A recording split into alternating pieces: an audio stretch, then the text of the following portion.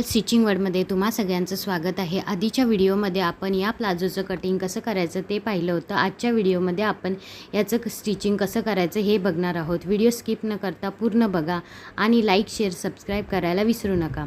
तर हा जो प्लाझो होता आपण कटिंग केलेला त्याचं असं दोन्हीही पार्ट एकत्र घ्यायचे दोन्हीही बाजूचे आणि ही अशी एक साईड आहे तिला बरोबर अर्धा इंचावरती आपल्याला शिलाई मारून घ्यायची आहे।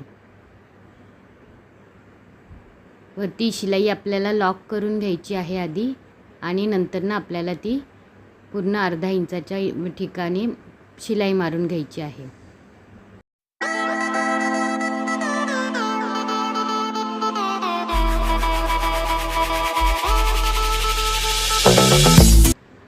इथे शेवटच्या ठिकाणी आपल्याला शिलाई लॉक करायची आणि धागा कटिंग करून घ्यायचा आहे। आता या बाजूला शिलाई मारताना आपल्याला वरती कशी मारायची हे नीट बघा तुम्ही। ही इथे आपण संपूर्ण शिलाई मारून घेतली। इथे आपल्याला संपूर्ण शिलाई मारायची नाही आहे, वरती थोडासा भाग आपल्याला सोडून द्यायचा आहे कारण की आपल्याला इलास्टिक लावायचं आहे। यासाठी इलास्टिकसुद्धा फिनिशिंगमध्ये कसं लावायचं हे बघायचं असेल तर व्हिडिओ स्किप न करता पूर्ण बघा। इथे वरती अर्धा इंचा वरती मार्किंग करून घ्यायचं आहे। वरच्या साईडला अर्धा इंच कापड सोडायचं आहे आणि मध्ये 1 इंच सोडायचं आहे। इथे आपल्याला शिलाई मारायची नाही आहे। ही जे मध्ये 1 इंच सोडलेलं आहे तिथे शिलाई मारायची नाही आहे आणि बाकी इथे वरती अर्धा इंच आणि हे बाकी जो राऊंड आहे तिथे आपल्याला संपूर्ण अर्धा इंचाची इथे शिलाई मारून घ्यायची आहे आणि तो मधला भाग आहे तो ओपन ठेवायचा आहे।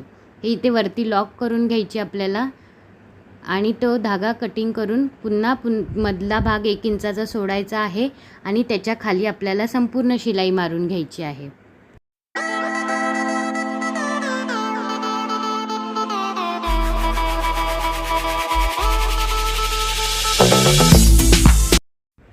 इथे आपले दोन्हीही बाजूला शिलाई मारून झालेले आहे। आता वरच्या साईडला बेल्ट कसा लावायचा त्याच्यासाठी कसं फोल्ड करायचं हे बघूया। तर ही अशी जी बाजू आहे आपली इथे वरती बघा अर्धा इंचाचे इथे मी मार्क केलेला आहे। वरती तुम्हाला हे मार्किंग दिसत असेल, हे इथे वरती अर्धा इंचाचे इथे मार्क केलेलं आहे। इथे व्यवस्थित इस्त्री करून घ्यायचं आहे। इस्त्री केल्यामुळे आपलं फिनिशिंग खूप छान येतं, त्यामुळे कधीही तुम्ही कोणताही पार्ट शिवण्याआधी थोडंसं इस्त्री करून घेतलं तर परफेक्ट आपलं ते कोणतीही आपण जी शिलाई करू ती येते। अशी संपूर्ण अर्धा इंचाच्या इथे फोल्ड करायचं आहे आणि त्या अर्धा इंचावरती आपल्याला शिलाई मारून घ्यायची आहे आणि जरी शिलाई नाही मारली तरी कसं फोल्ड करायचं हे बघायचं आता आपण।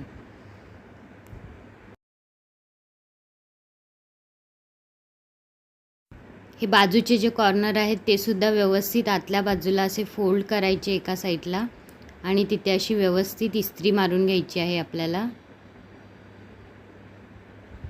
ही आपली पूर्ण इस्त्री करून झालेली आहे।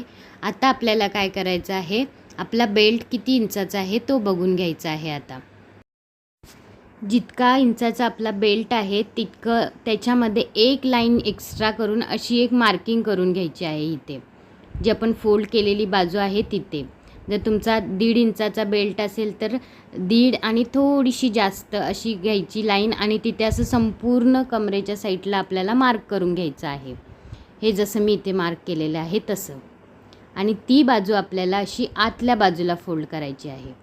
ही अशी जिथे आपली आतली उलटी बाजू असते तिथे फोल्ड करायची आहे। हे बघा ही संपूर्ण मी मार्किंग केलेलं आहे आणि ही अशी आता आपण फोल्ड करून इथे एकदम साईडला आपल्याला एक शिलाई मारून घ्यायची आहे। तर आपल्या वरची कमरेचा भाग तयार होऊन जातो। व्यवस्थित सावकाश जिथे आपण मार्किंग केलेलं आहे ते व्यवस्थित असं फोल्ड करायचं आहे आणि संपूर्ण ती शिलाई मारून घ्यायची आहे आपल्याला।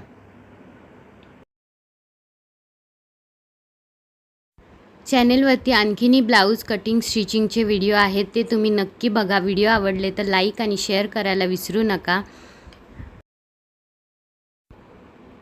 ही अशी संपूर्ण आपल्याला शिलाई मारून घ्यायची आहे व्यवस्थित। शिलाई मारून झाल्यावर धागा आपण जेव्हाच्या तेव्हा कटिंग करायचा म्हणजे आपलं फिनिशिंग व्यवस्थित दिसतं ते कोणतंही शिवलेलं असेल ते। हे बघा व्यवस्थित झालेलं आहे, आपण इस्त्री केल्यामुळे असं व्यवस्थित फिनिशिंगमध्ये दिसतं। आता हा बेल्ट किती घ्यायचा आहे आपल्याला, हा माझा 1 इंचाचा बेल्ट होता बघा।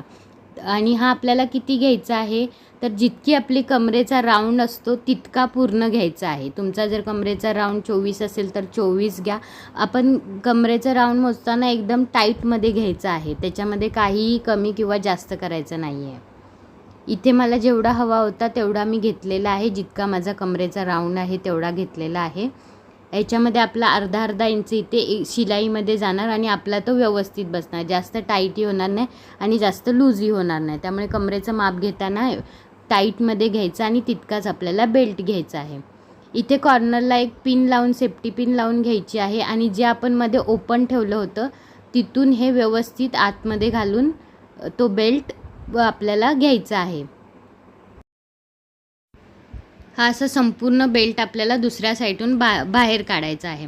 ही आपण ओपन ठेवलेली बाजू आहे ती कशासाठी उपयोगाला येते आपल्याला, जर आपला हा बेल्ट लूज झाला तर आपण ती थोडंसं बेल्ट बाहेर काढून कटिंग करून पुन्हा आपण तो टाईट करू शकतो.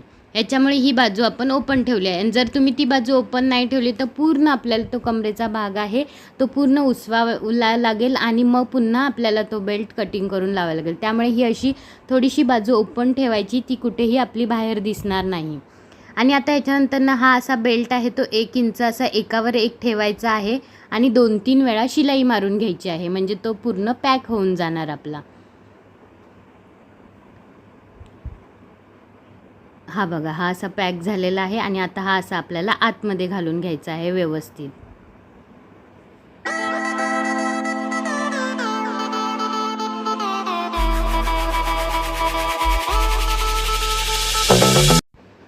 आता हा बेल्ट आपला व्यवस्थित लावून झालेला आहे. आता मी कमरेचं माप दाखवते. इथे बघा माझा 32 होता, इथे बरोबर 32 येणार आहे. आणि हा जर मला लूज वाटला तर मी तिथे जे ओपन बाजू आहे ती ओपन बाजू तिथून बेल्ट बाहेर काढून मी तो कटिंग करून पुन्हा जॉईन करू शकते. असं व्यवस्थित ज्या चुन्या असतात त्याच्यावर इस्त्री मारून घेतली की बेल्टची फिनिशिंग व्यवस्थित दिसते, जसं आपण रेडीमेड घेतो प्लाझो तसा दिसतो. त्यामुळे ही अशी इस्त्री करून घ्यायची व्यवस्थित.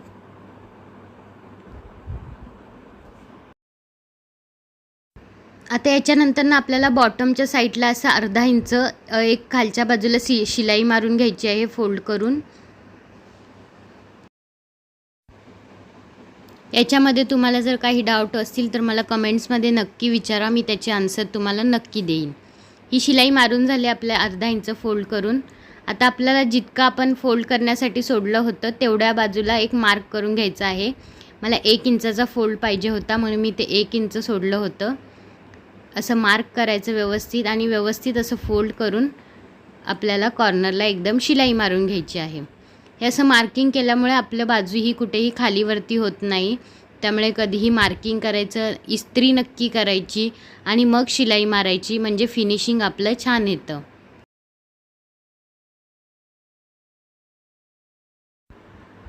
आता ही सेम प्रोसेस आपल्याला दुसऱ्या बाजूलाही करायची आहे. हे बघा, हे फिनिशिंगमध्ये झालेलं आहे. ह्या बाजूला सुद्धा आपल्याला सेम असंच मार्किंग करायचं आहे आणि शिलाई मारून घ्यायची आहे.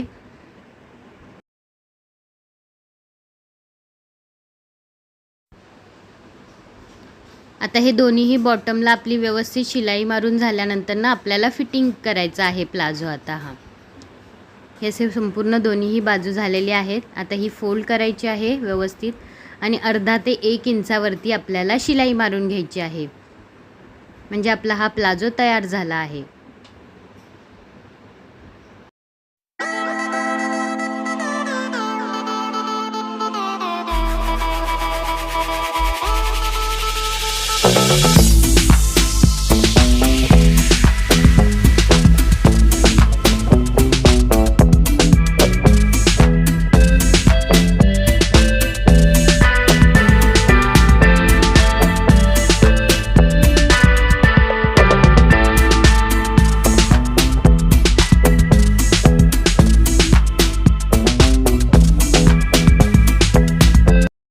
आता व्यवस्थित फिनिशिंग हवा असेल तर आपल्याला हा प्लाझो कसा करायचा ते बघूया. हे असं व्यवस्थित त्याला आपण स्प्रे करायचा पाण्याचा आणि इस्त्री करून घ्यायची आहे. इस्त्री केल्यामुळे काय होतं, एकदम परफेक्ट फिनिशिंगमध्ये आपला प्लाझो येतो आणि एकदम आपण रेडीमेड प्लाझो घेतो सेम तसा दिसतो. इथे तुम्हाला दिसतही असेल कुठेही चुन्या नाहीत, कुठेही काहीही शिलाई कमी जास्त झालेली नाही. एकदम परफेक्ट झालेला आहे हा प्लाझो. याचा कटिंगचा व्हिडिओ संपूर्ण तुम्ही स्किप न करता बघा आणि स्टिचिंगचा व्हिडिओही स्किप न करता बघा, म्हणजे असा परफेक्ट प्लाझो तुम्हीही शिवू शकता कोणत्याही साईजचा. व्हिडिओ आवडला असेल तर लाईक, शेअर, सबस्क्राईब करायला विसरू नका. धन्यवाद.